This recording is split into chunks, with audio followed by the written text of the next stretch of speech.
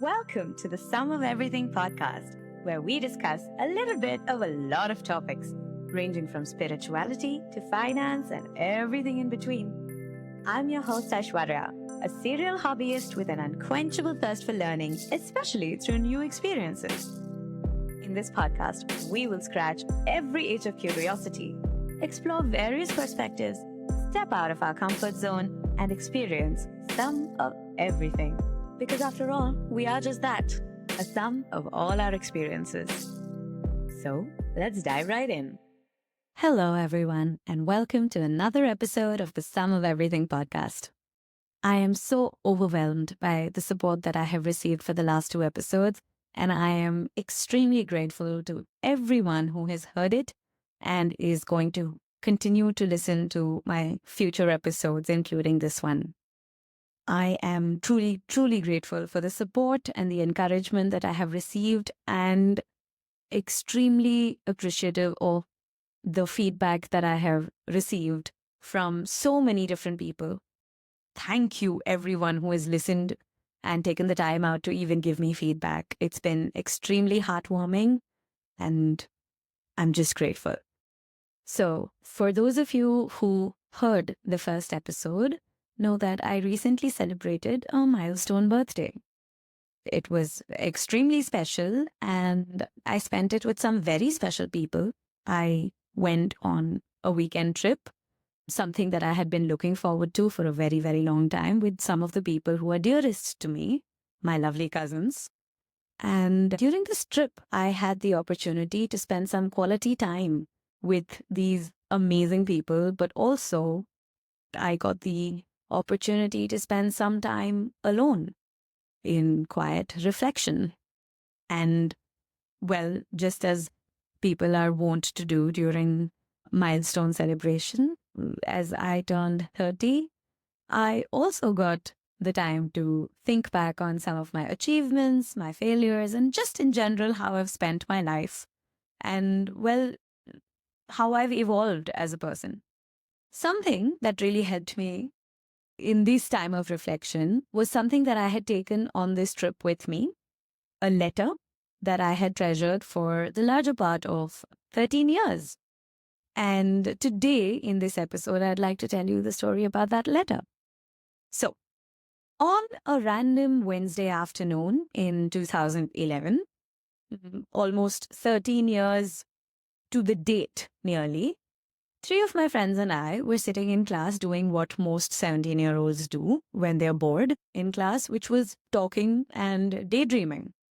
One of us, I don't remember who, and I also don't remember how this idea came about, but one of us had the idea to write a letter to our future selves. It was an interesting thought, and evidently I needed some convincing, but I did end up writing this letter. All four of us did, in fact. And we then put it in an envelope and sealed it to be opened when we were 30, on our respective 30th birthdays. Now, I don't know if the others have opened their letters, if they even remember that they wrote these letters. One of them is yet to turn 30. But I recently did, and I remembered that I had this letter. Incidentally, I hadn't forgotten about it. Possibly because I had seen it over the years occasionally. So on the eve of the trip, I remembered that this was something that I needed to carry with me. So I went and fetched the letter and put it in my bag to be opened on the night of my birthday. On the day, in fact, the hour that I turned 30, I couldn't wait any longer and was impatient about wanting to rip open the envelope and read what I had written so many years ago. And excited as I was, reading the letter was endlessly fascinating because it gave me so much perspective about who I was over a decade ago and who I had grown up to be. It put so many things in perspective and gave me so many interesting things to talk about, including some very important realizations that I have come to. But before I get into what those realizations were, I thought that I might give you a little bit of context and actually read parts of the letter. Some of it will be edited, but well, here goes. 22nd June 2011, Wednesday, 12:45 p.m. Dear 30-year-old Aishwarya, I'm sitting in class 12E of Rajhans Vidyalaya, and it is Sujata Mukherjee ma'am's class, Business Studies. She's gone out to get a duster for this class, so I'm sneaking in a few lines. I'll get interrupted soon, so I will continue later. Well, you're a middle-aged lady now. Or yeah, young/middle-aged lady will also do. Hopefully, a successful lawyer with an awesome husband and at least one child. Right now, these are my dreams. What would have happened by the time you read this letter, I don't know. But at the moment, friend number one convinced me to write to you, so I am writing. I hope that you have a good job as a successful international lawyer, corporate, of course. How are mom and dad? Has dad retired? And mom? Does she look like your younger sister now? What about your actual younger sister? Does she at least have a boyfriend? You know, friends number 1, 2, and 3 are also writing this letter. Okay, I have a list of things I want to have done by the time you read this. If I haven't, you better do it. Honeymoon abroad, parasailing, holiday in Goa, get the house decorated by an interior designer, go shopping at Harrods, go for a lot of parties. In short, enjoy. Those are things you can do even now if you haven't already, so do it. But now I'm going to write a few things that you'd better have done because you can't do it anymore. Number 1, scored top marks in 12th grade and topped school. 2, get an amazing rank in CLAT and get into a national law school.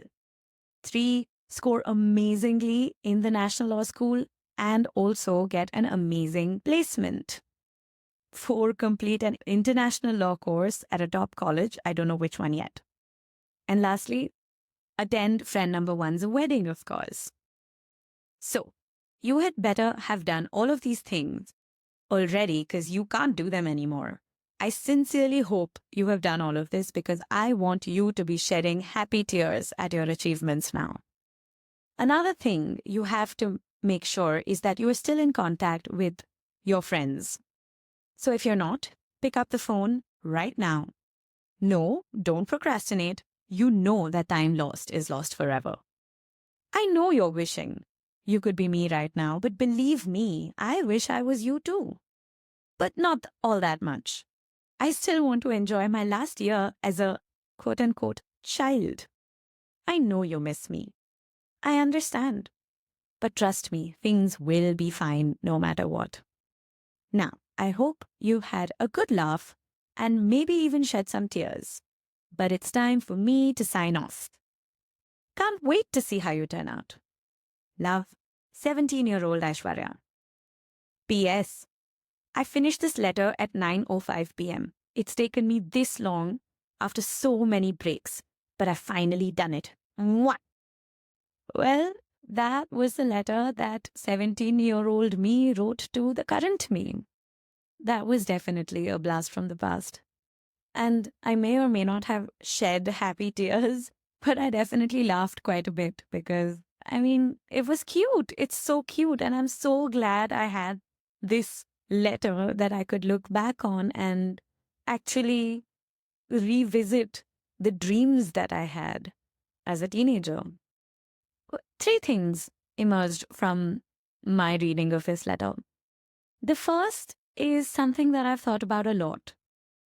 Handwritten letters are, to me, like time travel. If you take the time out to actually write a letter on paper using a pen and you post it or you keep it for posterity or, it doesn't matter who you address it to. If it's written, that means the person who reads it is not going to get the present version of you. They're always going to get the past version of you. Because a letter communication is never instantaneous in today's day of instant messaging. A letter has an all worldly charm. The delayed gratification of reading a letter that someone has taken the time and effort to write to you is just unmatched.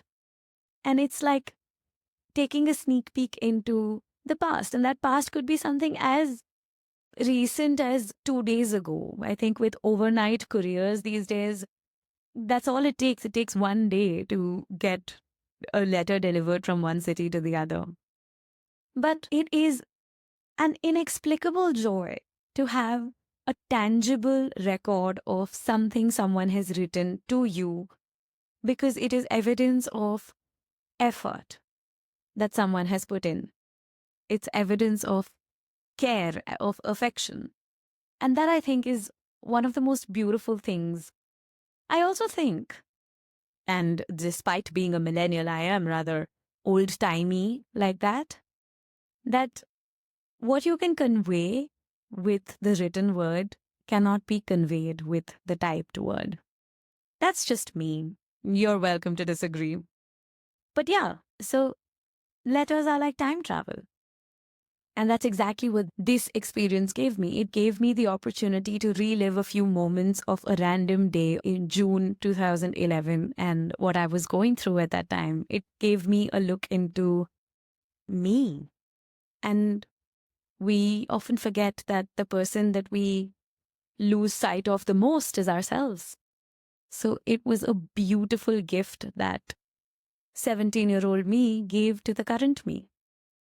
The second thing that I realized from reading this letter was that there can be innate wisdom in the most casually uttered things or casually written things, and they may emerge at the randomest of times.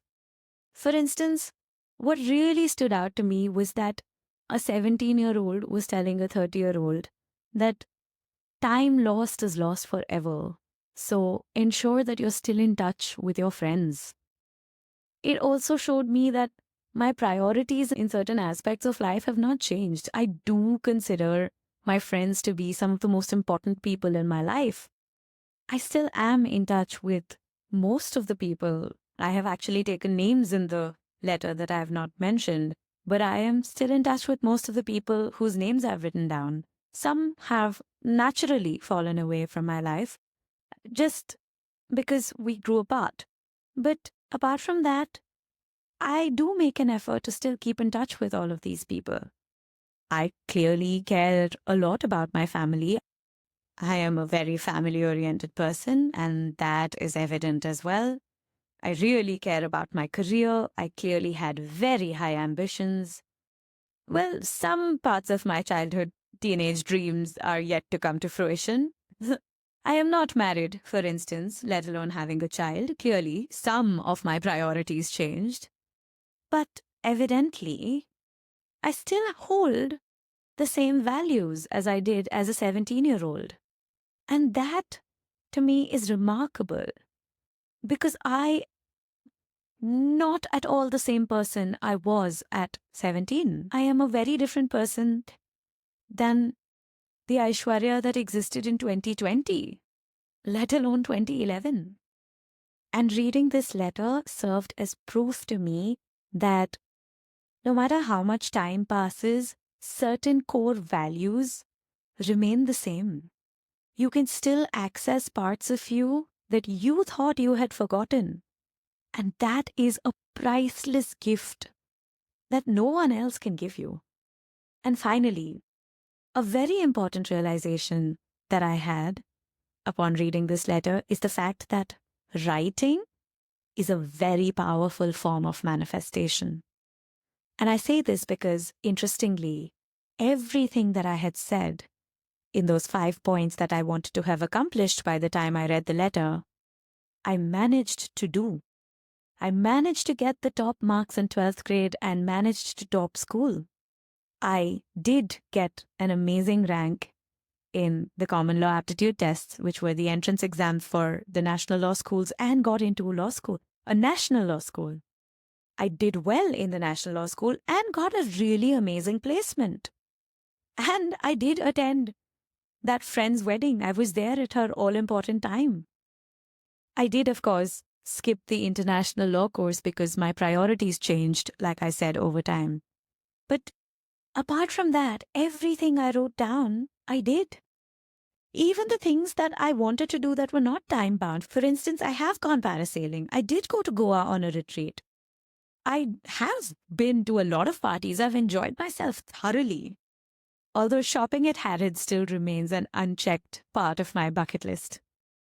All this to say, I wrote all of this down, and somehow, 13 years later, I found myself having achieved all of it. And I didn't even remember some of the things that I had written down.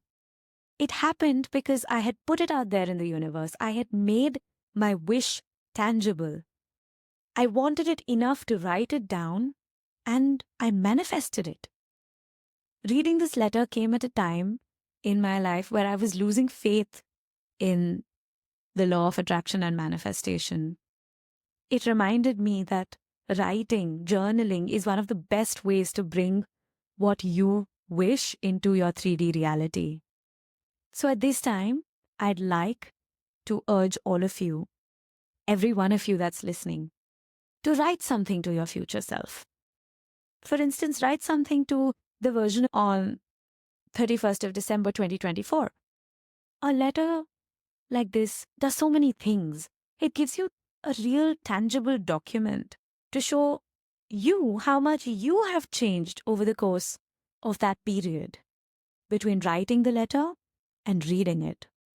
It gives you perspective on your dreams in that period of time, how it has changed, what you have accomplished, and how you and your priorities have shifted. And my favorite part, it's time travel. It's a present that your past self has given to your current self. So go, write that letter. It could be to the future you 6 months from now, a year from now, 10, 15, 20, even 50 years from now. Write that letter and talk about who you are currently and what you wish for that future version that's reading that letter to be. You never know what kind of miracles can manifest. Just remember to keep it safe and in a place that you will find it easily. My suggestion is to keep it with the other important documents like your degree certificates, your school certificates, house documents, etc. That way you know it's there and you'll find it easily. I hope you do this exercise because it's given me a gift that is invaluable. I hope you do the same for yourself. And that is this week's episode of Some of Everything. I hope you enjoyed listening to it as much as I enjoyed recording it. And I will see you in the next one. Bye-bye.